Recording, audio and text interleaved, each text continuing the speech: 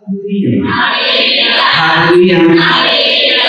प्रार्थना करूया. हे परमेश्वर त्यावर बापांच सुंदर शब्द तुझे आभार मानतो. मान परमेश्वर, आशीर्वाद परमेश्वर, तुझ्या वचनात चालणाऱ्या प्रत्येकाला सांगितलं ही प्रार्थना प्रभू येशूच्या नावाने करतो.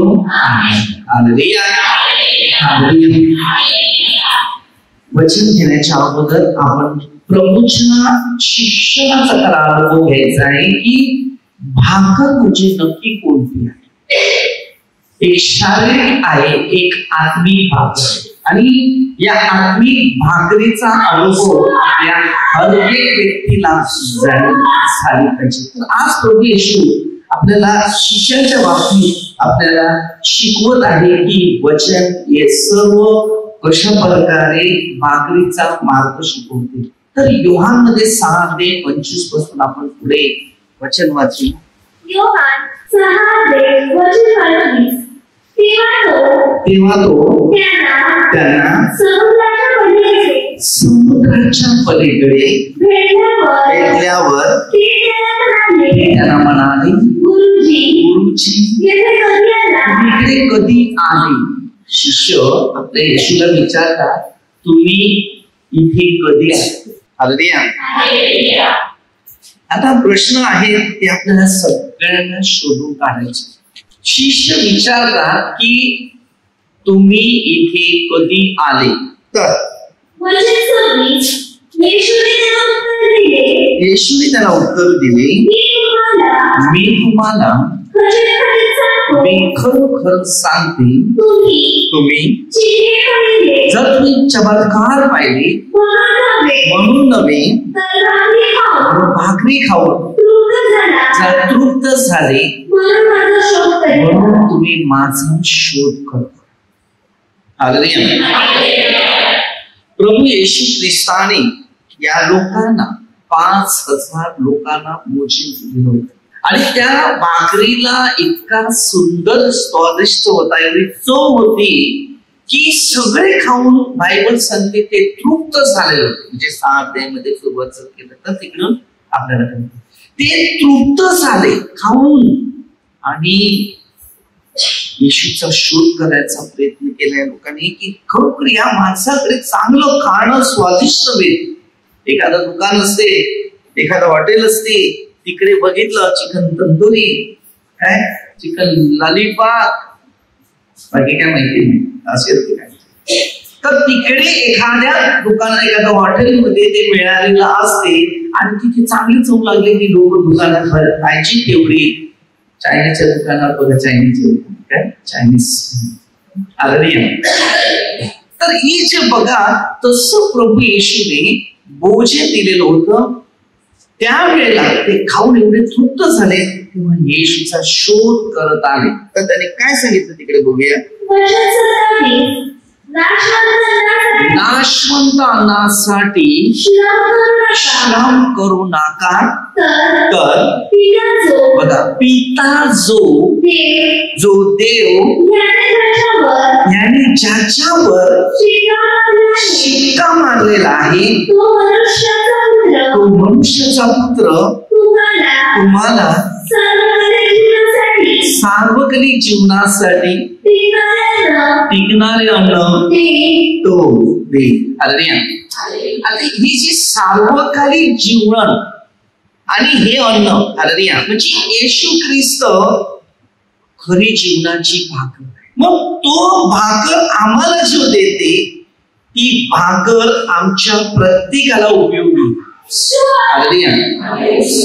जीवनाची भाकर हीच ती आहे. जे आम्ही वचन तुम्हाला देतो ना, याला बोलतात जीवनाची भाकर. आणि हीच भाकर ही मनुष्याच्या पुत्राला भेटलेली होती, म्हणजे येशू ख्रिस्त. म्हणून त्यांनी काय सांगितलं, नाशवंत हे आपण खातो पितो हे नाशवंत आहे, हे शरीरात उपयोगी येत नाही. आता खाणं तर उद्या सकाळी परत खायला लागेल का नाही लागेल. पण हे जे खाणं आहे, आध्यात्मिक खाणं जे आहे, ते जेव्हा जेव्हा आठवण पडेल तेवढं त्या माणसाला समाधान वाटते, चव लागत जाते. ही आध्यात्मिक भोजन, हे खरं भोजन आहे. या भोजनासाठी आमचं संपूर्ण जीवन एक समर्पित केलं पाहिजे. आणि हे देवाचे सेवक असतात, यांनाच हे फक्त सार्वकालिक जीवनाचं अन्न मिळालेलं आहे. शारीरिक अन्न नाही, हे सार्वकालिक अन्न आहे. या अन्नाच्या द्वारे प्रत्येक माणसाचं जीवन परिवर्तन होते, मनाची तयारी होते, आत्म्याची तयारी होते, पश्चातापाची तयारी होते, रोगमुक्त होते. या भाकरीने हजार प्रश्न सुटले जातात, आर्थिक परिस्थिती सुटली जाते, पण त्या भाकरीने फक्त पोटाची मानसिकता पुढे उत्पन्न होते. नंतर तुम्ही कितीही खा, नंतर त्याचं उलटी करावं लागेल. पण हे जे आध्यात्मिक भोजन आहे, हे सार्वकालिक भोजन जे आहे, याला उलटी होत नाही. त्याच्याद्वारे माणसाचं जीवन पूर्ण आत्म्याच्या द्वारे, सामर्थ्याच्या द्वारे, अभिषेकाच्या द्वारे या अन्नाने मनुष्य तृप्त होतो. म्हणून तुम्हाला न मला देव हेच अन्न देत आहे. तर या अन्नाचा अनुभव तुम्ही घेऊ शकता. तर आपल्याला काय शिकायचं आहे ते पुढचं वचन सांगते. योहान 4:32 पासून जरा वचन घेऊया. परंतु तो त्यांना म्हणाला, तुम्हाला ठाऊक नाही असं अन्न माझ्याजवळ खायला. तरी कसे गेली, तुम्हाला माहिती नाही.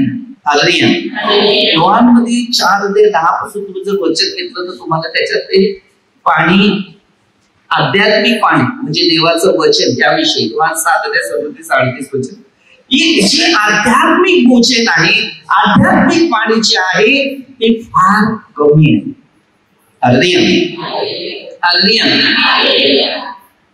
पहिल्या पत्रामध्ये 10 अध्यायामध्ये 4 वचन मध्ये सगळे आध्यात्मिक पाणी पितो.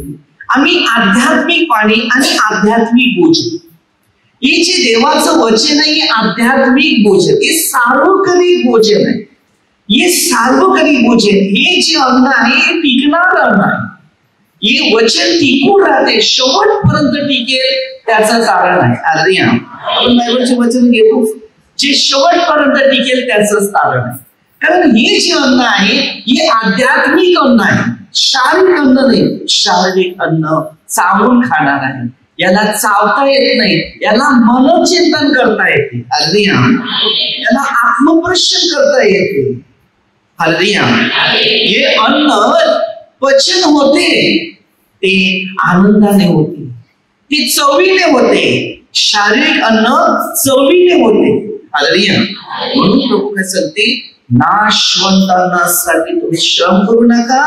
जो पिता, जो देव याने जो शिक्का मारलेला आहे तो प्रभू येशू ख्रिस्त, तोच खरा अन्न आहे. 6:35 आणि 6:48 मी जीवनाची भाकर आहे. जीवन देणारा हा येशू आहे. जीवन माणसाला देणारा हा प्रभू येशू आहे. आज तुम्ही प्रभू येशूचे वचनानुसार किंवा या शिक्षणानुसार जर चालत असेल तर तुम्ही कोणाला तरी जीवन देणार आहे. तुम्ही भाकर देणार, पण शारीरिक भाकर आहे, त्याबरोबर एक आध्यात्मिक भाकर द्या. शारीरिक भाकरीने माणसं तृप्त होतात, पण आध्यात्मिक भाकरीने माणसं तृप्त होत नाही. म्हणून बायबल ते शिकवते की हे तृप्त झाले, खाऊन तृप्त झाले. पण ते नाशवंत होतं. आध्यात्मिक जीवन हे नाशवंत नाहीये, हे सार्वकालिक जीवन. म्हणून पुढे काय सांगतो बघूया. यावर शिष्य त्यांना एकमेकास म्हणू लागले, याला कोणी खायला आणले. हे खाण्याच्याच मागे होते. रस्त्यामध्ये कंस तोडून पण खात होते. खाण्याच्या माणसाची मानसिक परिस्थिती मोहित असते. मग ते 6:9 पासून त्यामध्ये आपल्या भाकरी विशेष रोजची भाकर. कारण मोहित भाकर जी असते ना, ती पुढे पुढे पाहिजेच पाहिजे. पण आध्यात्मिक भाकर ही पुढेपर्यंत आहे, शेवटपर्यंत टिकणारी ही भाकर आहे. म्हणजे देवाचे शब्द, देवाचं वचन, देवाचा मार्ग, देवाचे नियम, हे जे माणसाला आज्ञाधारक, आज्ञा शिक्षण, आज्ञा नियम, आज्ञा गुण हे प्रभू येशूने आध्यात्मिक भोजन घेतलेलं होतं. ज्या वेळेला त्याचा बाप्तिस्मा झाला तेव्हा त्यांनी शारीरिक भोजनाचा निर्णय कट केले आणि आध्यात्मिक भोजनाकडे लक्ष दिले. तेव्हा मत्ते 4 शैतान परीक्षा घ्यायला. लोक 4 सोबत केलं तर बघा सैतान त्याची परीक्षा घ्यायला. सैतान सोडून गेला त्या नाशवंतांसाठी. प्रभू येशूने निर्णय घेतले की मला नाशवंतांमुळे माझं जीवन मजबूत करेल. हालेलुया. कारण बायबल सैतानाने पण वाचले. आम्हाला पवित्र आत्मा जर मिळाला नसेल तर कोणताही मनुष्य बायबल परिपूर्ण देऊ शकत नाही. म्हणून याकोब सरळ त्याचं चुकत नाही, तो परिपूर्ण. कोणताही मनुष्य पहिलं पवित्र आत्मा मिळवण्याच्या खटपटीत राहिलं पाहिजे. शिष्याने पण बप्तिस्माच्या द्वारे पवित्र आत्मा मिळवण्याची तयारी केली. तो पण पवित्र आत्मा, तो बप्तिस्मा. आपले सगळ्यांचे बप्तिस्मा आहे. येशू ख्रिस्ताने सांगितले बप्तिस्मा. बप्तिस्माचा अर्थ पण अनेक लोकांना अद्याप माहित नाही. बप्तिस्मा म्हणजे परमेश्वराचं राज्य. आणि हे राज्य घेऊन जगाच्या अंतापर्यंत तुम्हाला जायचं. आणि तिथे काय सांगितले, सृष्टीचा निर्माण करता पहिला परमेश्वर, त्याच्यानंतर पुत्र आला, ही सृष्टी निर्माण करणारा परमेश्वर, आणि या पृथ्वीवर पाप नष्ट करणारा आलेला तो म्हणजे पुत्र. आणि जो पवित्र आत्मा हर माणसाला मदत करणारा, सामर्थ्य देणारा, अभिषेक देणारा, आरोग्य देणारा, शांती देणारा, तो पवित्र आत्म्याचा बाप्तिस्मा. तेव्हा ते पेंटेकॉस्टच्या दिवशी पवित्र आत्म्याचा बाप्तिस्मा मिळाला. हाच फक्त लूक 3:22 मध्ये 21 आणि 22 मध्ये वचन आहे. पवित्र आत्मा देह रूपाने उतरला, तो येशू ख्रिस्तावर उतरला आणि तो जीवनाची भाकर म्हणून झाला. तेव्हा आकाशवाणी. आज आपले बाप्तिस्मा आहे.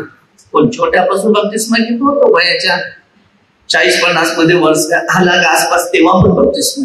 बाप्तिस्माचा अर्थ आहे देवाची पूर्ण जबाबदारी आपल्या अंगावर घेणं. मध्ये 16:24 स्वतःचं वधस्तंभ उचलून त्याला अनुसरण, त्याला बाप्तिस्मा बोलतात. बाप्तिस्मा लोकांचा होतो, परंतु मध्ये 6:24 2 दाण्याची नोकरी. बाप्तिस्मा म्हणजे सर्वस्व त्याग करायला. बाप्तिस्मा साधा नसतो. अनेक लोक बाप्तिस्मा करत बसले, बाप्तिस्मा विषयी बसलेले आहेत. कोण काय सांगतो, मी एकाच घरचा बाप्तिस्मा मला आठवत नाही. मला सुवार्ता सांगण्यासाठी मला अभिषेक केलेला आहे. मला बाप्तिस्मा वर्ण भरपूर वचन काढून ठेवायचंय. आणि बाप्तिस्मा सुरू झाला तो योहानापासून सुरू झाला. योहानाने सुरुवात केली पश्चातापासाठी बाप्तिस्मा. हालेलुया. आणि येशूने सुरुवात केली पवित्र आत्म्याचा बाप्तिस्मा. हालेलुया. योहान मध्ये 20:22 वचन मध्ये सांगितलं पवित्र आत्म्याचा स्वीकार करा. पवित्र आत्मा प्रेषितांच्या कृत्यामध्ये त्यांनी पवित्र आत्मा पाठवून दिली. योहान मध्ये 14:6 वचन, योहान मध्ये 14:26 वचन मध्ये सांगितले पवित्र आत्मा तुम्हाला सर्व गोष्टीची आठवण करू. मेन पवित्र आत्मा आपल्या हर एक व्यक्तीसाठी महत्वाचा आहे. त्याला बोलतात जीवनाची भाकर. लोकांना जीवन देणार. येशूने लोकांना जीवन दिलं, त्याने लोकांचं जीवन परिवर्तन केलं. ही खरी भाकर आहे. आज आम्ही भाकर खातो, वेगवेगळ्या प्रकारची भाकर खातो. तो आपल्या मर्जीने भाकर खातो, आणि मात्रे रद्द करतो. अनेक लोक वेगवेगळ्या पद्धतीने आपलं भविष्यामध्ये प्रचार करतात, सुवार्ता सांगतात. परंतु ती सुवार्ता जमेस येईल का मध्ये 7:21 पासून माहिती नाही. मी पण शिकवतो, मला पण माहिती नाही. परंतु माझी जमा होईल का नाही माहिती त्याच्या हातात. मी कोणा माणसाच्या हातात माझी सुवार्ता नाही. तर हे जे शिकायचं आहे, मी बोलताना, शिकवताना, सांगताना पहिला सांगतो पवित्र आत्मा मी पापी आहे, तुझा आत्मा मला पाठव आणि मला पवित्र बनव आणि तुझं शिकवण मला दे. बस याच गोष्टीवर मी बोलणं करतो, बाकी काही बोलतच जात नाही. हालेलुया. मला शिकव. जेव्हा ताबोराश्रममध्ये पवित्र आत्मा मिळालेला होता, तोच आत्म्याद्वारे मी पूर्णपणे पवित्र आत्म्याच्या प्रेरणेचाच प्रयत्न करतो. पवित्र आत्म्यामध्ये स्वार्थ नाही, तिकडे नम्र असते, लीन असते. मध्ये 23:12 जो नम्र बने तो प्रभू त्याला उंच ठिकाणाजवळ नेऊन. प्रभू येशू अग्नी आहे. आज आपल्याला वेळ घ्यायची आहे आणि वेळेचा सदुपयोग पण करायचा आहे. एबीसी गरज 5:16. तर पुढचं वचन घे. येशू त्यांना म्हणाला, ज्याने मला ज्याने मला पाठवले त्याच्या इच्छेप्रमाणे करावे, मला त्याचं कार्य सिद्धीस न्यावं म्हणणार आहे. समज योहान 14:27 नाशवंतांसाठी श्रम करू. देवाने आपल्याला आध्यात्मिक अन्न दिलेलं आहे आणि आध्यात्मिक अन्न प्रत्येकी व्यक्तीसाठी गरजेचं आहे. मग ते 4:4 काय सांगितले लोक 4:4 मध्ये काय सांगितले? मनुष्य केवळ भाकरीने नव्हे तर परमेश्वराच्या मुखातून निघणारा प्रत्येक शब्द, जे वचन, हे शिक्षण, हे नियम याच्याने माणसाला जगणार. आणि योहान मध्ये 11 अध्यायामध्ये जर 39 पासून की 40 पासून पुढे घेतलं जरी तुम्ही, आता त्यांनी काय सांगितलं? आणि योहान 11:25 मध्ये पुनरुत्थान व जीवन मीच आहे, जो माझ्यावर विश्वास ठेवतो तो मेला असला तरी. आणि खरोखर तिकडे लाजराला आवाज दिला.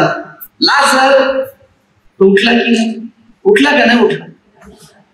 देवाने शब्द काय बोलला होता? हालेलुया.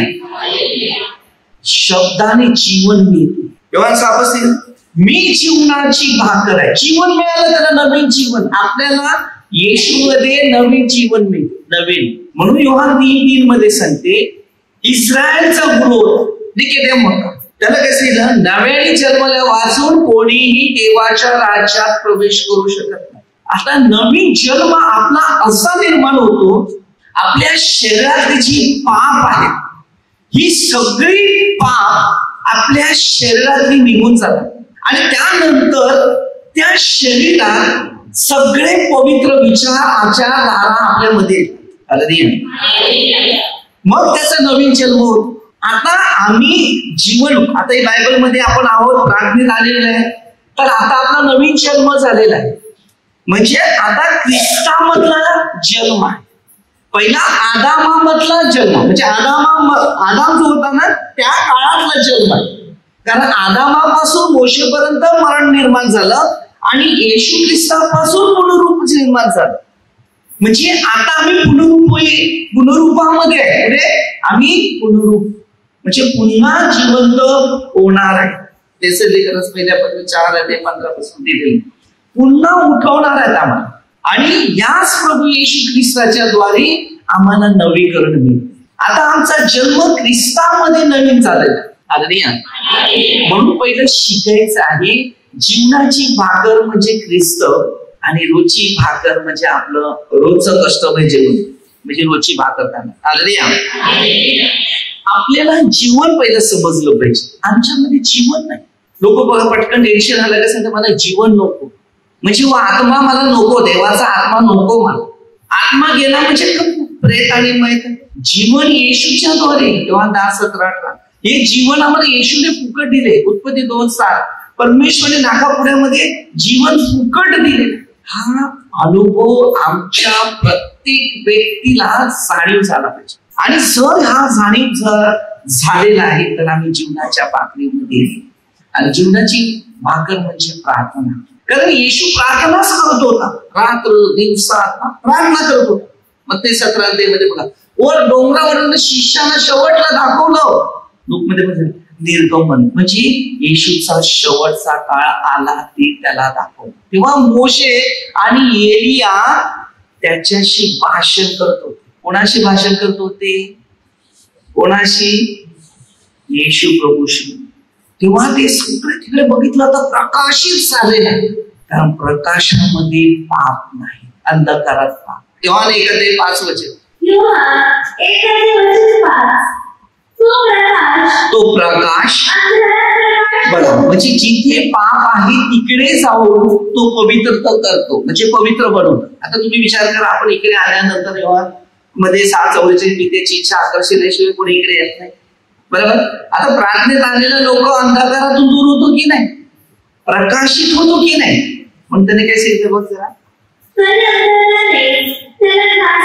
आता तुम्ही आले तर इकडे तुमची पाप आहे, त्यांनी आम्हाला पकडलं नाही, आम्ही तुम्हाला पवित्र आत्म्यामध्ये पकडलेले, म्हणजे तुम्हाला आम्ही पवित्र आत्मा देत आहे. हालेलुया. आणि तुमची हळूहळू पाप सगळी दूर होतात. म्हणजे योहान मध्ये 20:23 मध्ये जर तुमच्या पापांची आम्ही तुम्हाला क्षमा केलेली ती क्षमा झाली, आणि जर तशी तुम्ही ठेवली ती तशीच राहिली. हालेलुया. आज प्रत्येकी व्यक्तीचं जीवन महत्व वचनावर आहे, आणि वचन हे जीवन आहे. आता हे वचन आम्ही प्रभूच्या नावाने, प्रभू तुमच्या पापांची क्षमा करू शकते, आम्ही नाही. आम्ही तुमचा फक्त मार्गदर्शक आहे. संत ज्या पौलाने काय सांगितलं, कधी 11:1 किंवा योहानमध्ये 14:1, तर येशू ख्रिस्त काय सांगतो, तुम्ही देवावर पण विश्वास ठेवा आणि माझ्यावर पण विश्वास. आता तुमचा विश्वास जो आहे तो देवावर पण पाहिजे ना, आम्ही शिकवतात तर आमच्यावर पाहिजे, तेव्हा तुम्हाला जीवन भेटेल, नाही तर तुमच्यामध्ये जीवन नाही. तर वचन काय सांगतो, अजून 4 महिन्याचा अवकाश आहे, मग कापणी असे तुम्ही म्हणता की नाही.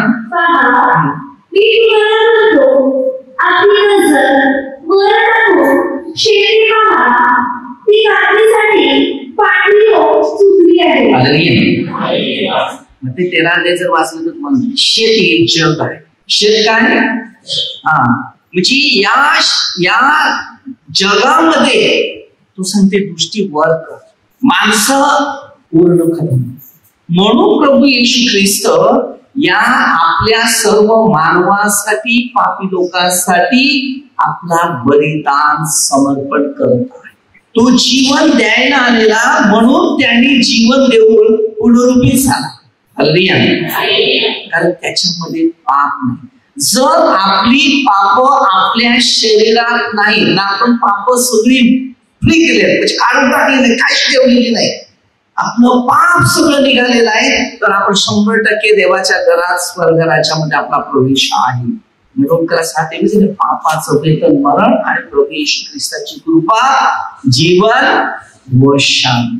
जीवन येशू जवळ आहे, आणि त्याच जीवनाने तुम्ही आणि मी जर जगत असेल तर त्या जीवनाला शोभा आहे. जीवनाची भाकर घ्या, शरीराची भाकर घ्या. तोंडाला चव आली तर जेवतील, नाही चव असली तर जेवण टाकलं. आपल्यामध्ये कितीतरी लोक असे आहेत, ते मला जेवण आवडत नाही, ते मला आवडत नाही. कितीतरी लोक असे आहेत. बरेच लोक आध्यात्मिक जीवन ते पण तसंच आहे, ही प्रार्थना मला आवडत नाही, ती प्रार्थना त्या ब्रदरांची, त्या पास्टरांची, त्याची प्रार्थना तुम्ही परमेश्वराची घ्या. कोणत्या व्यक्तीची प्रार्थना नाही, कोणत्या व्यक्तीवर प्रार्थना उभारली नाही. फक्त बायबल मध्ये उत्पत्तीला सुरुवात झाली, जेव्हा पूर्वी प्रार्थना नव्हती. त्याला मुलगा झाला अनोश, आणि अनोशा काळापासून परमेश्वराची प्रार्थना सुरू झाली आहे. त्या कोणत्या माणसाची नाही, तर ती परमेश्वराची नावाची झालेली, पण सुरुवात केली अनोशने. 4:26 वाचा उत्पत्ती, तुम्हाला त्याच्यात पूर्ण डिटेल देतो मी तुम्हाला. कारण प्रार्थना तुमची ना माझी, एक जॉर्ज ब्रदरची प्रार्थना आहे, ती प्रार्थना परमेश्वरी द्यायची आहे. योहानाचे शिष्य, जेव्हा योहानाने त्यांना प्रार्थना शिकवली, शिष्याला किंवा येशूचे शिष्य पण आम्हाला पण प्रार्थना शिकवा, म्हणून त्याने आमच्या स्वर्गीय बापाची प्रार्थना म्हटलेली. प्रार्थना कोणत्या व्यक्तीची नाही, प्रार्थना तुम्ही त्या व्यक्तीची नका समजावं, तर स्वर्गीय व्यक्तीची प्रार्थना, सार्वत्रिक जीवनाची प्रार्थना. पुढे कापणारा मजुरी मिळतो, सार्वत्रिक जीवनासाठी तो पीक एकवट करतो, यासाठी की पेरणाऱ्याने आणि कापणाऱ्याने एकत्र आनंद, पेरतो पण आणि कापतो. हालेलुया. आता युगाच्या समाप्तीला ही कापणी होणार. आता ह्याच्यामध्ये चांगले लोक देवाबरोबर बसतील, आणि जे वाईट लोक अधोलोकाबरोबर बसतील. शेवटला 2 प्रकार उभे राहणार, एक बाजूला शैतान तर एक बाजूला परमेश्वर. आणि इकडेच युद्ध आहे. जे पश्चातापिक जीवन जगणारे व्यक्ती जे आहे ते येशूच्या द्वारे आम्ही सार्वत्रिक जीवनामध्ये उभे आहेत, तिकडे बसले.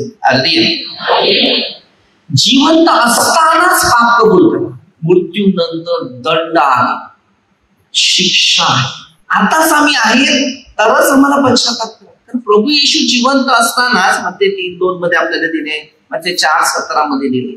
आणि 3 मध्ये आपण जर मध्ये बघितलं की जेव्हा आपल्याला हा शिकवलाय, हालेलुया, योहान सांगतो हालेलुया, कुऱ्हाड मुळाशी ठेवले 10वं वचन.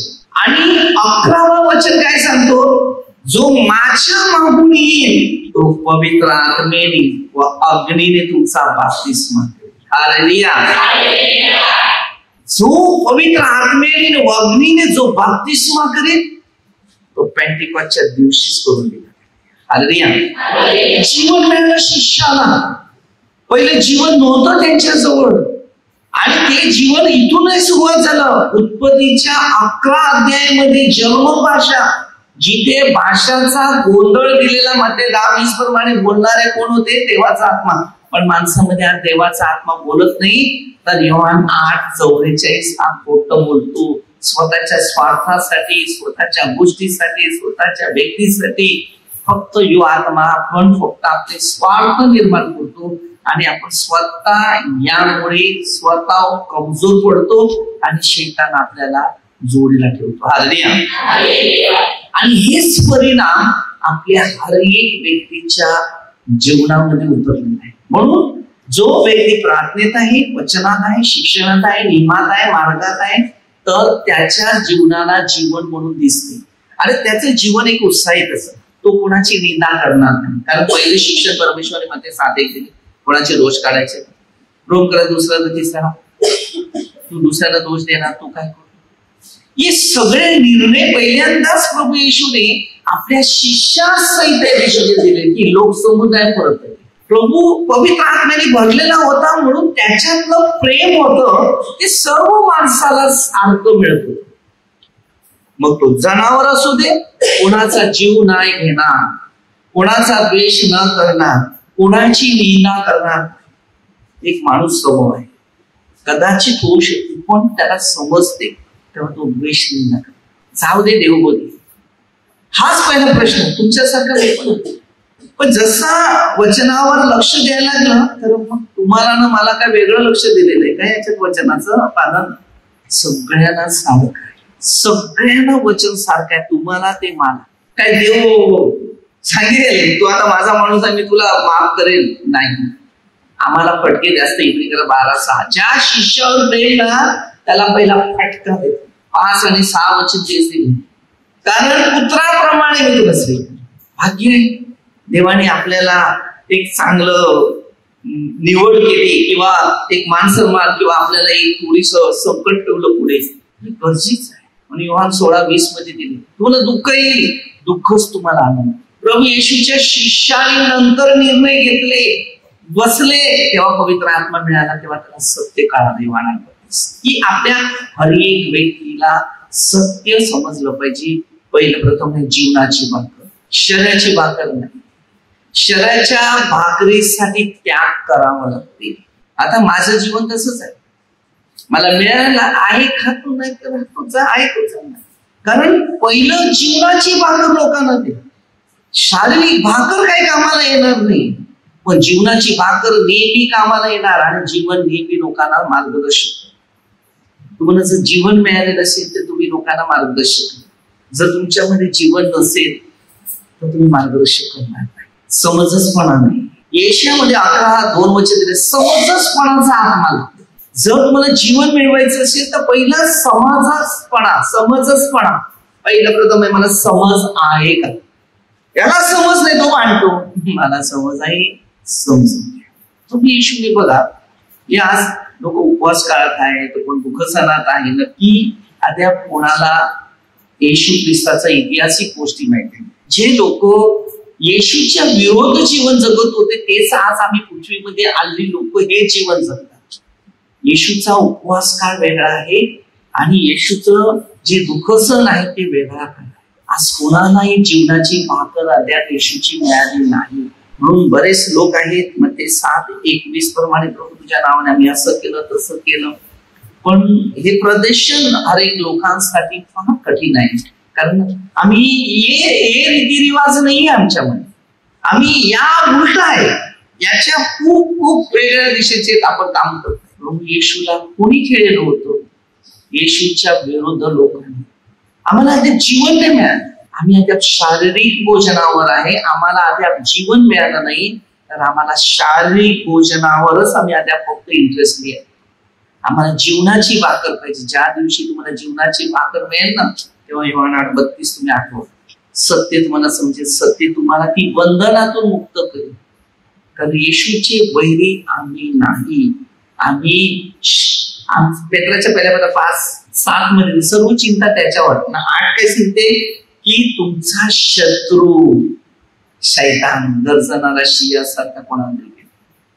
आपला शत्रू येशू नाही, आपला शत्रू शैतान आहे. आपण येशूला बाहेर फिरवायचं नाही, येशूच्या अपोजिट जायचं नाही, येशूची नकल करायची नाही, तर येशूचा प्रचार करायचा, सुवार्थ प्रचार करायचा. त्याला जीवन बोलतात, त्याला अभिषेक बोलतात, त्याला आशीर्वाद बोलतात. येशूच्या नावात सामर्थ्य आहे. येशूच्या नावाने तुम्ही चमत्कार करू शकता, येशूच्या नावाने तुम्ही अद्भुत गोष्टी करू शकता, येशूच्या नावाने मेलेले माणसाला पण तुम्ही शुद्ध करू शकता, बाहेर काढू शकता. जर तुमचा विश्वास आणि समोरच्या व्यक्तीचा जर विश्वास असेल तर तिथे अद्भुत चिन्ह चमत्कार होणार देवाच्या इच्छेनुसारच. तर आपल्याला जास्त शिकायचं आहे की येशूने वचनाद्वारे शिष्याला शिकवलं, नाशवंतांना साठी श्रम करू नका. आज जर आपण आहोत ते सगळे नाशवंतामध्ये. आता जर आपल्याला ईस्टर होईल, पुनरुत्थानाचा दिवस येईल, ते लोक पूर्ण नाशवंतामध्ये आपण जीवन घालवणार आहे. आपण थोडं विचार करायचा या गोष्टीमध्ये. येशू ख्रिस्त मध्ये 6:9 वचन तसं दिलेलं आहे, मेलेल्यातून उठलेला ख्रिस्त मरत नाही ना, मरणाची सत्ता चालत नाही. हे रोमच्या लोकांना लिहिलेलं होतं. जेव्हा पौलाला पवित्र आत्मा मिळाला, त्याला जीवनाची खरी भाकर मिळाली, तेव्हा ती भाकर त्यांनी सर्व लोकांना शिकवण्याचं काम केलं. आणि रोम मध्ये ज्या गोष्टी घडत होत्या त्या रोमच्या व्यक्तीला त्यांनी पत्र लिहिलं की हे जे तुम्ही करत आहे हे देवाला न आवडणाऱ्या गोष्टी करत आहे. आपण रोमन कॅथलिक हे जास्त करतो. आपल्याकडे जीवनाची भाकर नाही, शारीरिक भाकरीवर आपण आपलं भविष्य घालवतो. पण प्रकटीकरणामध्ये 22:17 पासून पुढे दिले, देव आपल्यावर पीडा आणेल आणि ती संकट जर आली तर एक पण मनुष्य त्याच्यात टिकाव लागणार नाही. कारण आता त्यांनी सांगितले की काय झालेले, पिकलेले. म्हणजे आज या जगात अनेक लोक पापामध्ये पूर्णपणे गेलेले आहेत. कोणत्या मुलांपासून ते कोणत्या व्यक्तीपासून देवाला धन्यवाद देण्यासाठी 5 मिनिटं वेळ नाही. असं आपल्या सर्वांना शिकायचं आहे. जीवनाच्या भाकरीमध्ये पवित्र शास्त्र आहे आणि जर जीवन तुम्हाला मिळवायचं असेल तर हे पवित्र शास्त्र नेहमी वाचायचं. इथे लाल दाखवलंय ते म्हणजे येशूचं रक्त आणि हे जे शुभ्र दाखवलेलं आहे ते आपलं अंतःकरण स्वच्छ ठेवणं हे वचनच आहे. आणि या वचनात आम्हाला स्वच्छता करायचं आहे. म्हणजे वचन देवताना तिकडे दिलेलं आहे काळ्या अक्षरात, म्हणजे आपलं मन काळा आहे. पण जेव्हा येशूचा स्वीकार करतात तेव्हा तिकडे पूर्ण शुभ्र होते, म्हणजे पांढरा मनुष्य होतो, अंतःकरण स्वच्छ होते. आणि ते 5 अंतःकरण शुद्ध ते धन्य देवाला पाहतील. तर वेळ नाहीये, तर प्रभूचा आपण धन्यवाद करूया. परमेश्वरीला दयाळू बाबा, सुंदर दिवसाबद्दल तुमचा आभार मानतो महान परमेश्वर, आशीर्वादित परमेश्वर. सुंदर दिवसाबद्दल तुमचा आभार मानतो महान परमेश्वर. तुमच्या पवित्र आत्म्याने सर्वांना भरून काढण्याचं सामर्थ्य देईल. सर्व मंत्र काम करतो, सरपंच परमेश्वराची सेवा करतात. प्रत्येक व्यक्तीला तो सहाय्य करी प्रार्थना प्रभू येशूच्या नावाने करतो.